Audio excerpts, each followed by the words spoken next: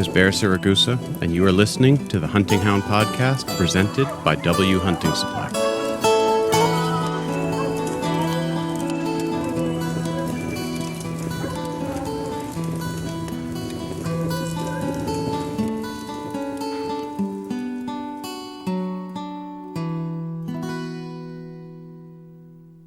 Hey folks, Bear here. Happy New Year. It's the 11th of January as I'm sitting here right now. And the temperatures have risen, so we're having an unseasonably warm spell the last few days, which is nice because it's been unseasonably cold, down in 35 below, which is just no fun. No fun for hounds or people. So I'm appreciating the warm weather and looking forward to hopefully a better year in 2024 than we had in 2023. But figured looking forward into 2024, you know, at the beginning of a year, you look forward and all you see is potential. And that got me thinking about puppies. Because when I look at puppies, all I see is, they're the embodiment of just potential. You never know what they're going to turn into.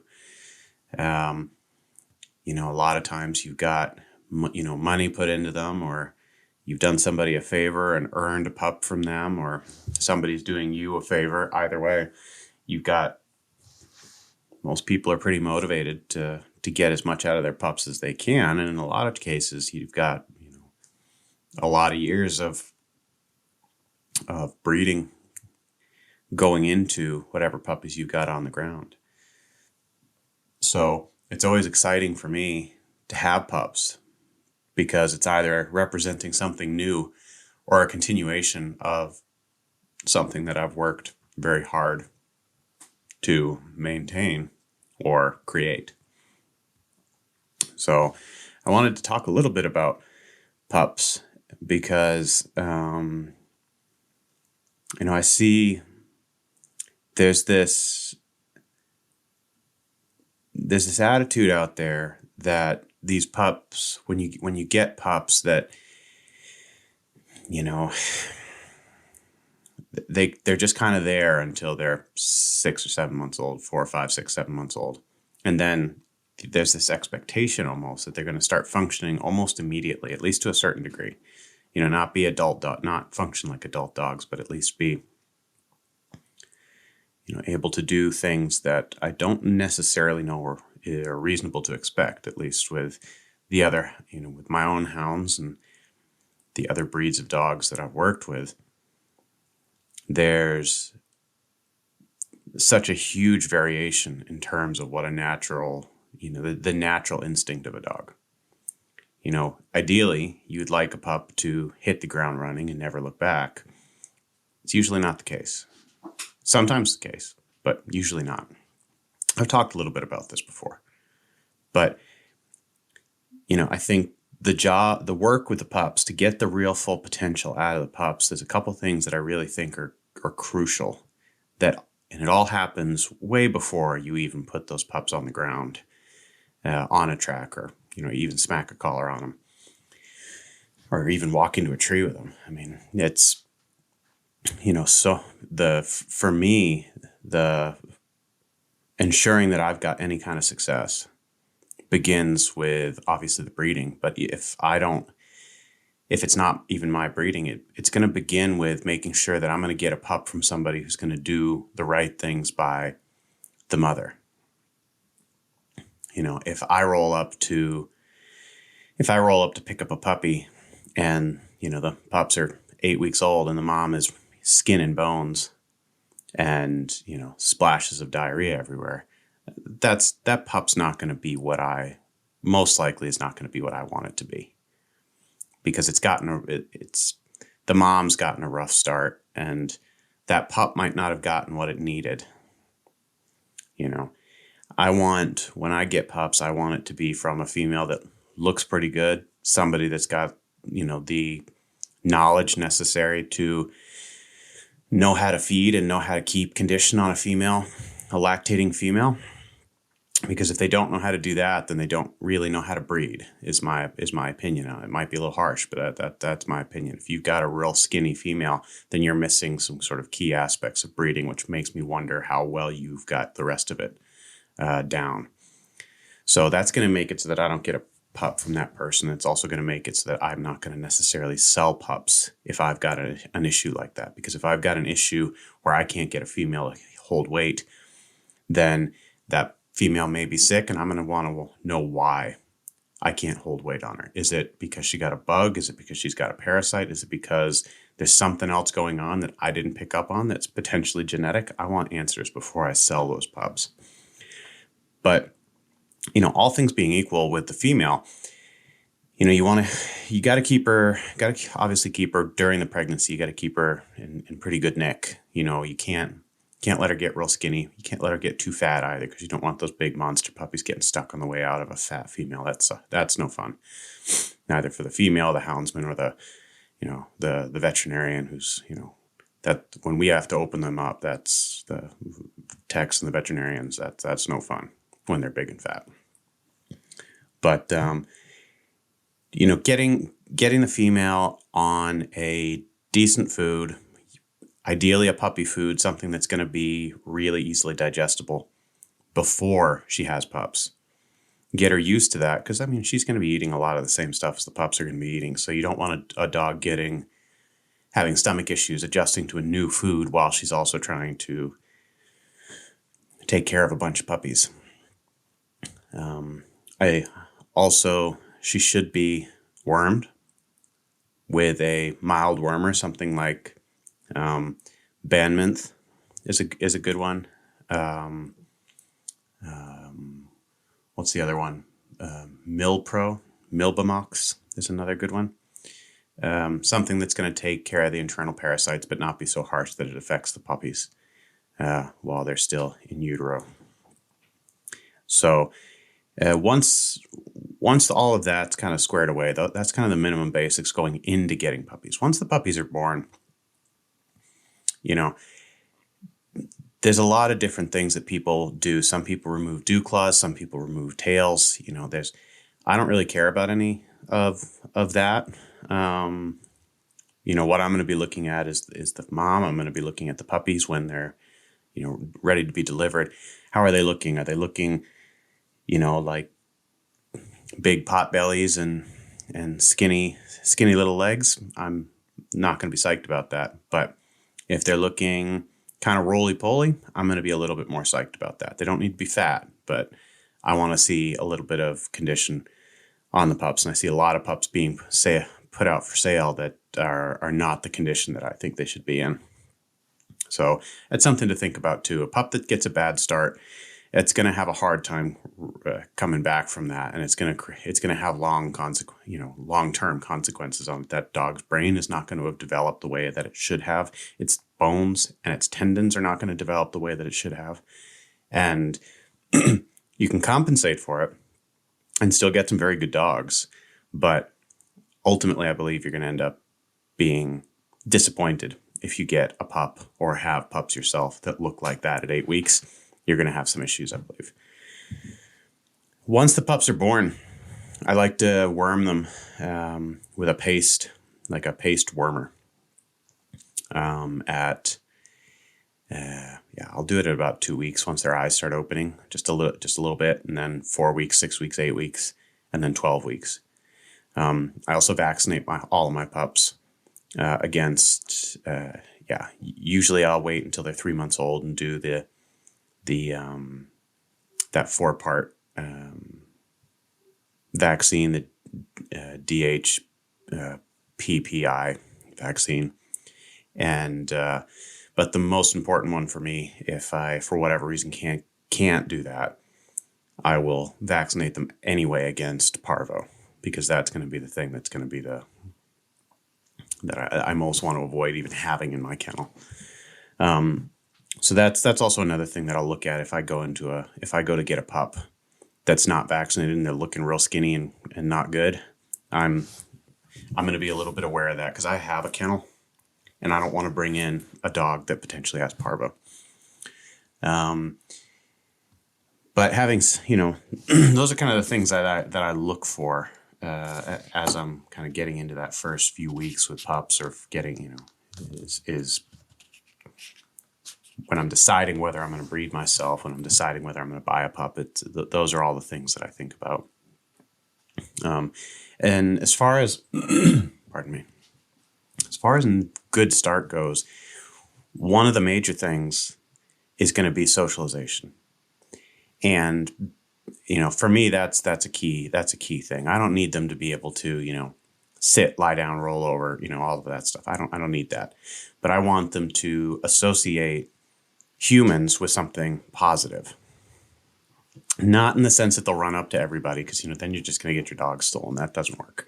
But in the sense that I want those pups to be keyed in enough to me that I can easily put a handle on them. I can put a handle on an unruly dog, but it's not as pleasant an experience, and it may set us back a little bit in terms of what we can accomplish as they're young, when they're young, because I'm going to be using more time putting a handle on that dog, because I can't have dogs that don't, that I can't beep in. It's the terrain that I'm hunting here is not big enough for me to just be able to let them do whatever they want. I need to be able to get them off before they roll over highways and things like that. So, the socialization aspect, at least having, been around people, seen that, not necessarily seeing that people are, that their main focus should be people, but at least that people are not dangerous. I think is really positive, and it saves a lot of time. The pups that I've had that have been well socialized, we've gotten a lot farther in a very short amount of time than the pups where I've had to really work on some socialization issues. That plot, Dan, he was 2-3 months, or not that much, 6 weeks, 2 months, late, kind of getting rolling, because I had to socialize him more or less from scratch. He was terrified of everybody, and that was a pain in the ass. It really was. Whereas, the pup that I've got now, Vida, was, impeccably socialized. And the socialization is not just being picked up and handled. It's also, getting out and experiencing a little bit of the world, not necessarily being, going walks in the park. That's a total waste of time, if you ask me. But, getting them out, getting them, if you're going to be running bear, get them following a chunk of bear skin around the yard. Feed them out in the yard, get them sniffing around toss some kibble in the grass, get them sniffing around, get them using their heads, learning how to move, learning how to, use their noses, use their minds, move their feet. I think that's all really, really crucial to their overall development and their ability to develop, because that's part of it, is that, you got to learn how to learn. They need to learn how to learn. And if they've been sitting in a crate or in a kennel for the first 6 months of their lives, you're going to be letting a dog out that's not experienced anything. And they're going to need to experience everything while also trying to function as a hound, which is, that's a tall order. So I like to get my pups out a lot. I'll go for walks with them. I'm not going to road them, in the sense that I'm not going to get out and try and do, 10 miles with them or anything like that, but I'll get them out and I'll spend time with them just in the woods, and I don't expect anything from them at that point. I just want them to be out there. I want them to sniff around. I want them to fall into puddles. I want them to fall off rocks. I want them to, climb out of ditches. I want them to roll around in the mud. I want them to, fall asleep in the grass. I want them to chase birds, chase moths and butterflies and things like that, because it's all going to make it so that when the time comes for us to focus on hunting, none of what they're experiencing is going to be novel apart from the hunting. And that's something that I think is worth putting the time into. It's the only thing that I've done differently than the people who have gotten other dogs from the same litters that I've gotten dogs from. And apart from this last pup, Vida, where her owner has been doing that. He's very dedicated to doing that. Or her breeder, rather, is very dedicated to doing that. So he's done the same thing with his pups, and his pups are doing very, very well as well. But Vida has been doing extremely well. And I think a lot of that has to do with just the amount of time we spent with her out in just kind of messing around, and how much time the breeder spent with her as a puppy, doing the same thing and getting, So she came with a little bit more life experience, which I think I get a lot back for now, because she's still a young dog, but she's working really, really well for me and is making big steps. But, Mike's, I have the Beagle, Mike, same deal. And Buzz, my older hound, same deal, where they're they are realistically the higher functioning pups from those litters. And they are,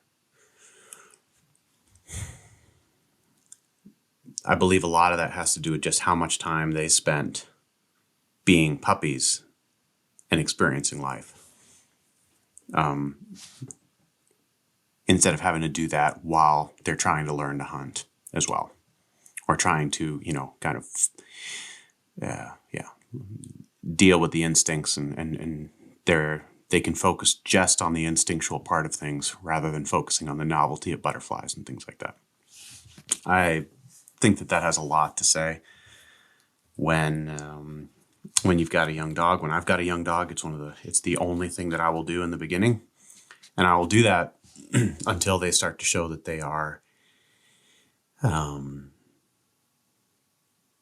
of getting interested in the actual hunting aspect of things. And I will definitely put time into getting them to that point where they're interested. And I'll do that by, doing drags, or going into, a lot of what we'll hunt here is fox. So, I'll take them out into the woods, but I'll take them out into the woods to a fox den, and we'll hang out there, or I'll take them out into the woods to, not far from an old bait pile where there's not anything there anymore, but I know that the foxes still roll through there, because eventually they're going to pick up on the fact, and, if I'm doing drags and things at home as well, eventually they're going to pick up on the fact that this is, it's kind of what I'm focused on, and as we start walking, as they get more active, we'll start walking tracks. I'll walk along tracks, and eventually they figure out, they're still running all over the place, but eventually they start keying in on, hey, Bear's walking this, Bear, every time we come back to Bear, he's, straddling this track. And it seems to just sort of through osmosis almost get them into that mentality that this is actually what we're doing out here. And it's what I did with Vida, and it's what I've done with all of my hounds. And it has, I've been pleased with the results for the very, very most part. I'm certainly no expert on getting a hound to hunt, but I've had a lot of litters of pups over the years, and I believe just getting out and experiencing a little bit of what life has to offer in the environment that they're going to be asked to function in is crucial. As far as feeding, pups go from their moms eating 10 times a day to a lot of times they'll get to a new place and eat once a day, or if they're lucky, twice. Twice is the bare minimum, like the absolute bare minimum when they're pups. They really need, if you want your pups to be pretty well, getting the nutrition that they need, that there's a limit to how much they can digest in a day, or at one time rather. Whereas if you split it up into 3, ideally 4 meals, they're going to be able to, they're going to have a more constant source of energy, which is going to be really positive for them in terms of bone growth, in terms of, muscle and tendon growth, and just in terms of overall well-being, even cognitive brain function. So, if you have the possibility to feed your pups a puppy food for the first 6 months of their lives, at least, that's you're going to get a lot back from that later on. I believe in terms of just overall robustness and health of the dogs, especially with things like feet and tendons. You get a lot back. So, that's what I'll do with my pups. I think, as the other thing that I think quite a bit about as I'm getting pups started, as I said, I spend a bunch of time out in the forest, but once they actually start running tracks, I will limit more than a lot of other people. And this might not be the right thing to do, but it's at least worked for me, is I'll limit what I allow them, how hard I allow them to run. There's a lot of, ultimately what we want, at least what I want, is a gritty dog. I don't want a dog that's going to quit. I don't want a dog that's going to, quit when the getting gets, hard. I want a dog that's going to hang on and grind it out. But that's what I want from a dog, an adult. I don't want a hound pup doing that, because hound puppies are mentally a lot tougher than they physically are capable of backing up. Their brains can can write checks that their bodies just can't cash. Or they can, but it's not positive for them in any way. I've heard of, I hear stories all the time of people like, oh yeah, 6-month-old made it to the tree after 20 miles. Okay, they may have done that. That's speaks well to that dog's mental toughness, but that's not good for them physically. Physically, you're not doing that pup any favors. You are putting stress on its skeleton. You're putting stress on undeveloped joints. You're putting stress on tendons and muscles that are not at an age or developmentally at an age that they're able to handle that. And that's where you kind of start to build the building blocks. By doing stuff like that, you start to build the building blocks. That's when you start down that road of burning them out at the age of 8 or 9 with liver and kidney issues, arthritis, stuff like that. I believe that if you are reasonable with pups, you need to get them out. I mean, there's no question. You can't wait until they're 2 before you drop them. That would be insane. But what I'm saying is you need to be reasonable. You got, if you drop a pup and it's working well, don't let them go balls to the wall. Give them the experience. Rather take them out more often, drop them more often, but keep it short. Don't let them trash themselves. And, bring them into trees, but don't dump them out with the box when you first dump the box. Dump them later, because you are not going to get that back. You are not going to get more time with that pup as a functioning hound by doing it early. But if you're careful, you will get more time at the end of that dog's career, because you've not abused that dog physically as a pup. Or let me put that a different way. You've not let that pup abuse itself. And I believe that will give you, potentially several years on the tail end. It was one of the things I was known for in the sled dog community, was my team. The average age of my team was higher, because I had dogs that were older, but because I treated them, I didn't push them hard as pups. I had dogs that were 2-3 years older than my competitors. I twice had to apply to have my lead dogs. I needed to apply for a exemption because the rules here is that you can't, there's a limit but it's 10 years old. You can't run them in races after they're 10 years old. They're considered to be elderly at that point, which is which is absolutely true. But I had a dog that was 12 and one that was 12 and a half that were still very, very high functioning, to the point where actually we won the race that I got the exemption for. So I believe that you will get more on the tail end if you are reasonable. And, by reasonable, let me clarify there too. I'm not saying, a dog is not fully grown until it's closer to 2.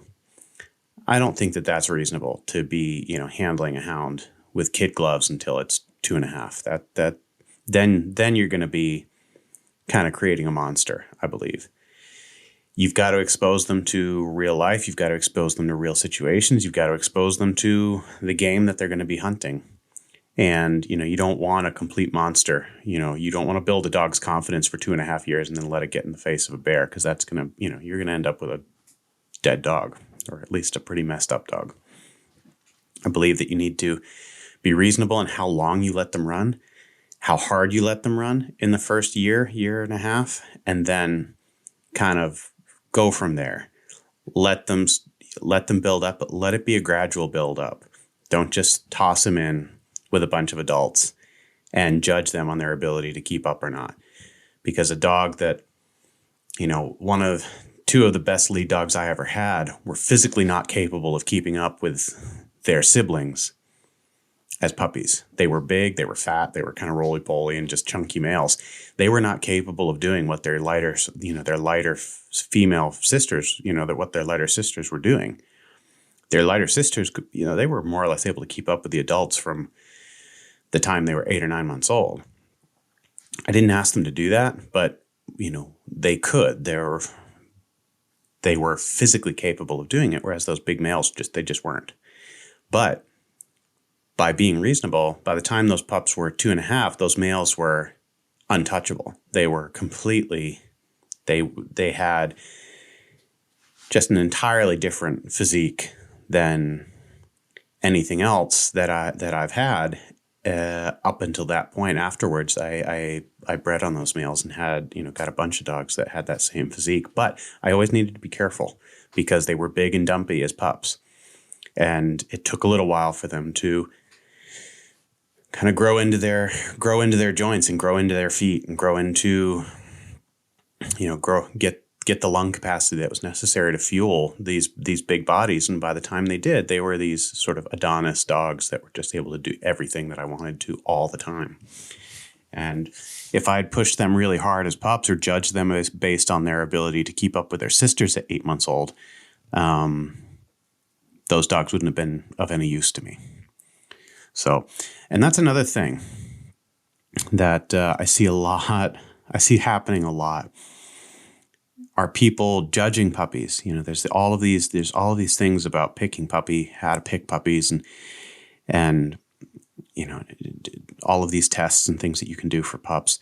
And there are people who believe in that kind of thing, and have had good results with that. I wonder sometimes whether it's the belief more than the actual tests that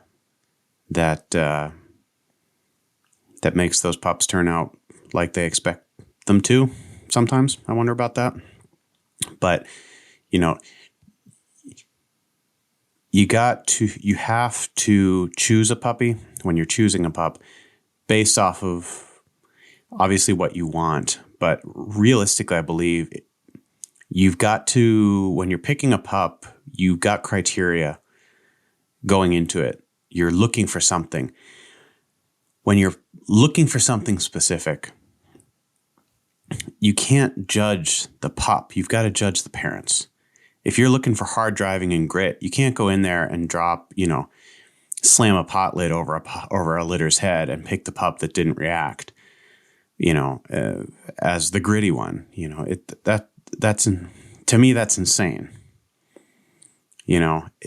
It's you've got to pick based off of the parents. Are the parents the type of dog that you want to have?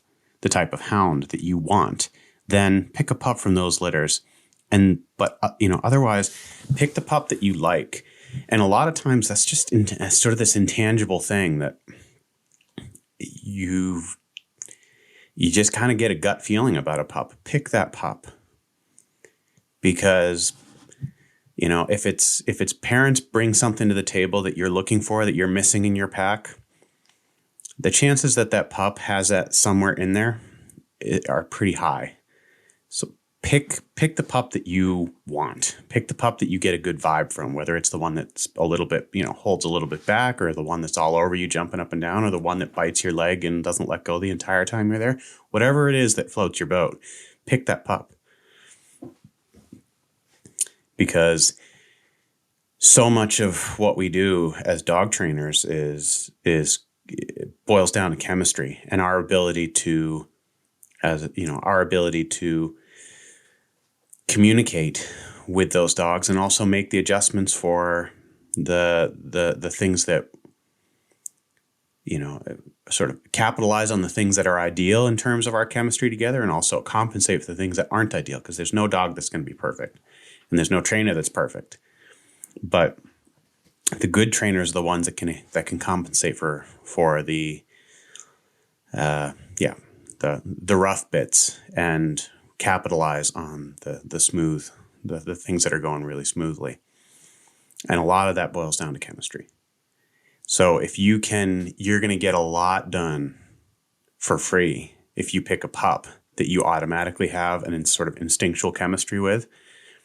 So that would be my advice when you're picking out pups, is to do that.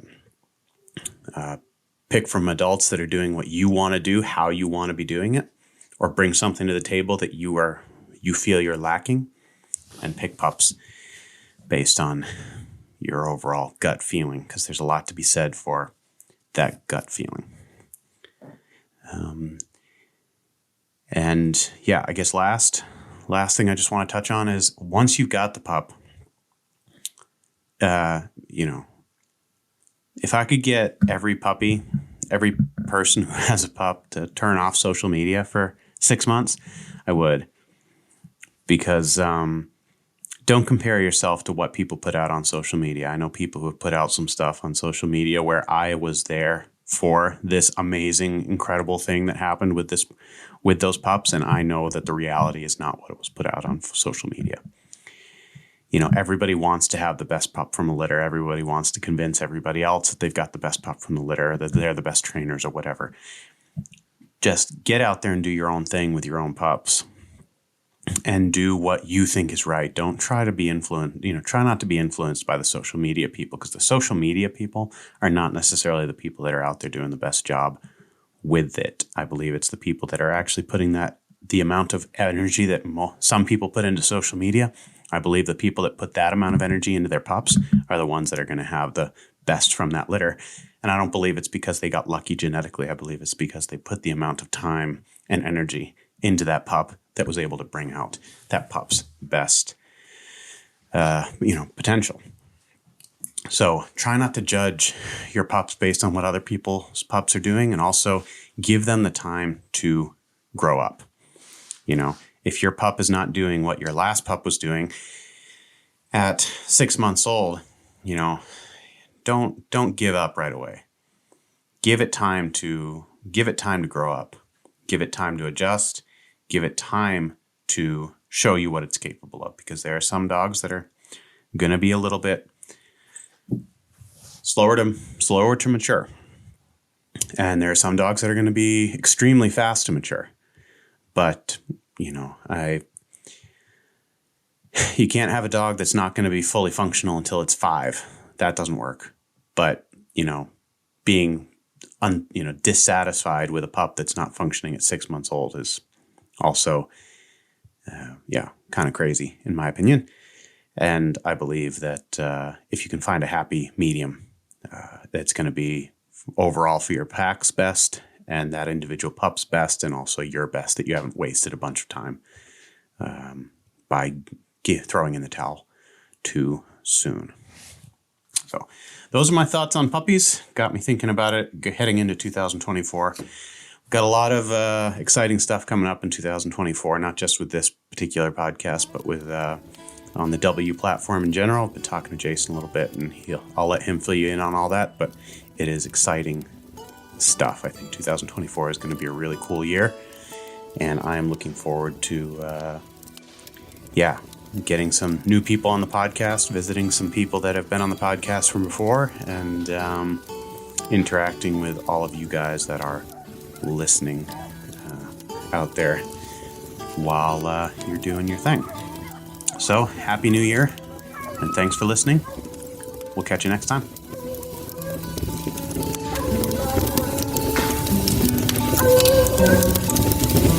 Man, I love that sound.